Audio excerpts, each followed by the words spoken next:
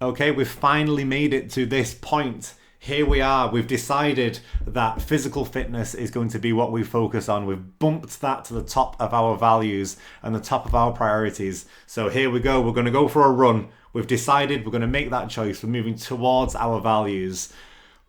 But we realize, we stop, we look outside, the weather is a little bit miserable. You realize, I didn't sleep perfectly last night. My body's a little bit achy.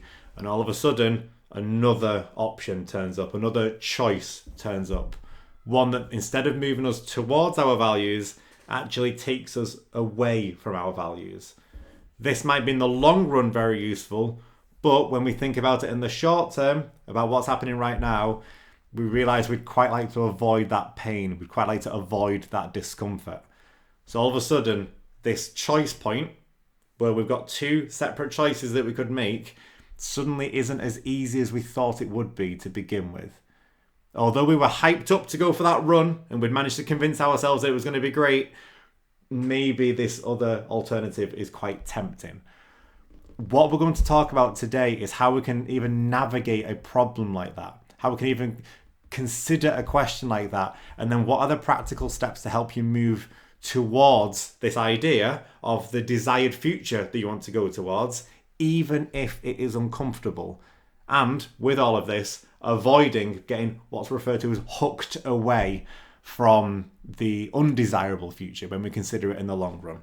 And I'm using here terminology from Acceptance and Commitment Therapy, which is our book recommendation for today. It is ACT made simple. ACT simply standing for Acceptance and Commitment Therapy.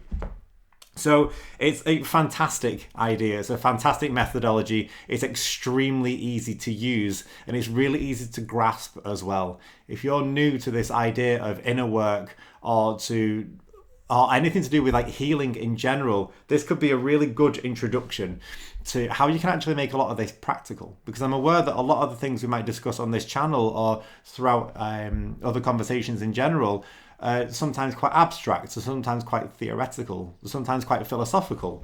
Whereas this is going to be as simple as we can make it. It's going to be, what is it that we're struggling with and how do we help to overcome that struggle? One thing that is extremely useful for me, hopefully this will show up on the screen in full focus, has been this diagram on here. They have a wonderful phrase in ACT, which is referring to this, to the best knowledge, as the Hexaflex. I think that's the term for this. And it's this idea of what's going on overall. When we try to make a decision, what are the different points that we have to consider so that overall we can have more psychological flexibility? That's what ultimately all of this is going to root towards. How can I make sure that I'm not rigid in my decision making so that I can be open to more spontaneity, more open to the idea of change and different methods to be able to actually apply that change as well? One thing that's been really useful for me in this book is this idea of diffusion specifically. Defusion is in D-E fusion that follows it, rather than diffusion, D-I-F-F-U-S-I-O-N. And I just want to just go through very, very briefly what that is referring to, because this might help to make this quite practical, and it might be something that you also struggle with in, as well. So I can't find the exact page in the book as I'm going through all this, but I can sort of explain an example as we want to go through it anyway. So the idea is with diffusion, we're trying to move away from our thought and actually give ourselves a bit of space. It's essentially the basis for mindfulness and for meditation. It's to notice that you're having a thought with the realization that you are not the thought itself. You are the one that is having the thought. You are the one that is having the feeling. So if, let's say I'm having a particularly difficult feeling around a decision that I have to make. Let's go back to the running example from before. I have the thought that, let's say I want to go running. What happens is, very, very quickly and very easily, is other thoughts then start to wrap themselves around that particular thought, which then moves us away from the desired future that we want to move towards. So, for example, we might have fusions around the future of, let's say I want to go for a run, but I'm never going to be able to keep this up, and you need to be really consistent with running, so there's not much point going for this one if I can't keep it up.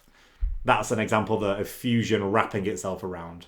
Or, well, I want to go running, but I'm someone who has tried to get physically fit in the past and it's never quite worked. So I always find an excuse for it, and this is going to be the same. What's happened there is I've already come to a conclusion based on the past, and that's wrapped itself automatically around that thought. It might be that I want to go for a run, but I'm already overweight. It's going to really hurt my joints if I do that. So that's going to be another reason why I can't do it. What's happening is with all these different examples is that we're fusing ourselves and our identity with the reason why we want to avoid something. And what we really want to be able to do is to reverse that process so we can have the thought and then notice what other thoughts want to wrap themselves around it, but learning how to move those away to be able to reverse that process. So it might be, factually speaking, that you are heavier than another runner that you are comparing yourselves to. That doesn't mean that you can't run. What we need to do is we need to consider when we talk about running as not just the running process itself, but also the recovery, also the strength work. How many miles are you going to do? How quickly are you going to do them? Like, that's all going to be included when we talk about running. If you'd say instead, oh, but I've failed at things like that in the past. If we're comparing that to dance lessons, if we're comparing it to going for walks and hikes, if we're comparing it to weightlifting at the gym, if we're comparing it to when we've seen people at the Olympics making everything look extremely easy and realizing, oh, you're not an Olympian, because that's also relevant. What's happening with all this is when I have that thought of, I'm going to go for a run, if we come up with any excuse to not do it, what's going to happen is all these different thoughts or emotions or feelings or whatever else they might be wrap themselves around it. And then if we go back to that previous example, they hook us away from where we want to be. Instead of moving towards that desired future, we get hooked away from it. And all that happens then is we start to then have quite a negative self-image. It starts to reinforce itself in a negative spiral. We might start to develop coping mechanisms to be able to deal with these difficult feelings without realizing, actually, yeah, it's going to be maybe quite difficult to begin with, but that doesn't mean it's going to be difficult forever. Maybe we can start to understand ourselves instead as someone who can overcome that difficulty. Someone who can have that experience despite the difficulty that's associated with it, so that you could become a runner in the future rather than putting any specific focus on like the goals or the targets to begin with. So as we're looking at this is, and that's just an example of how you might deal with one small element of this diagram. What's going to be useful with all this is understanding what's happening when you're trying to make a decision. Are you able to open up? Are you able to actually be in the present moment and see the context for what it is without looking at all these different rules that have been fused with it? All these different conclusions that you've come to already. How is it that you're able to actually go along with the experience rather than just avoid it? And how is it that you're able to commit to this experience as well? Because you already know what your values are and you want to make this decision. So why is it that you're getting in your own way and why are you blocking it?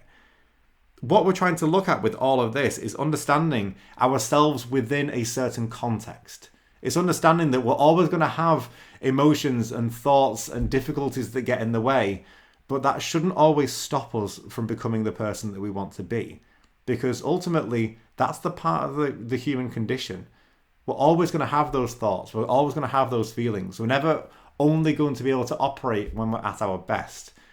We need to find a system to be able to find a set of rules and guidelines and principles so that even on the days that we don't feel like we want to show up, we still show up regardless.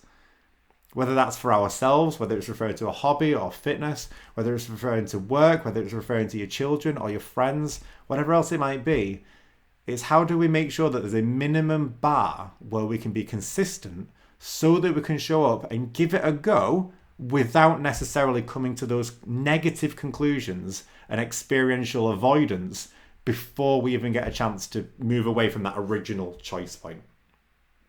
So just to come full circle with all of this, we've got this choice point on here, and I'm using the terminology of a book like this, like within ACT. And we can either, from this point here, make one of two choices to go towards a desired future, or are we going to get hooked away and move towards or away from that desired future, towards something else, towards something that's less ideal.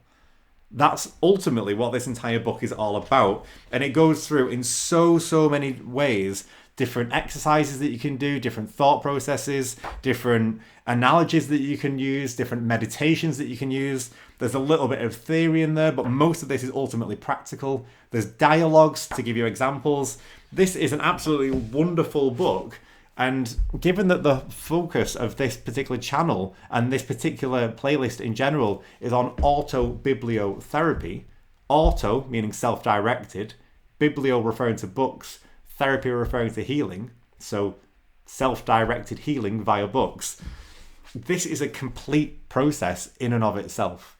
So if you're looking to be able to take your time, and maybe let's say you can't afford a coach or a counselor or a therapist or anything else like that, you could actually be your own therapist by using a book like this and making sure that you actually put into practice a lot of the ideas that are found within it. Equally, it could be a really good idea of if you wanted to become a better friend to somebody and you're not quite sure how to help somebody, you could actually guide them through a lot of processes like this, or just so that you've got an idea in your head about how you might show up to be able to help somebody. That's what all this is about. It's acceptance and commitment therapy for a reason. It's, can you accept the situation rather than just avoiding the situation? Can you be committed towards moving towards a future that you actually want to move towards, rather than just settling for something and living on autopilot, which you're not particularly happy with? There's so many things I could mention to do with all this, but hopefully you've got an idea now about the scope of a book like this. And also, there's lots of different resources that you can download for free around ACT as well. So just give it a Google, have a little look around. But today's book recommendation is ACT Made Simple by Russ Harris. It's a fantastic primer. I really recommend it.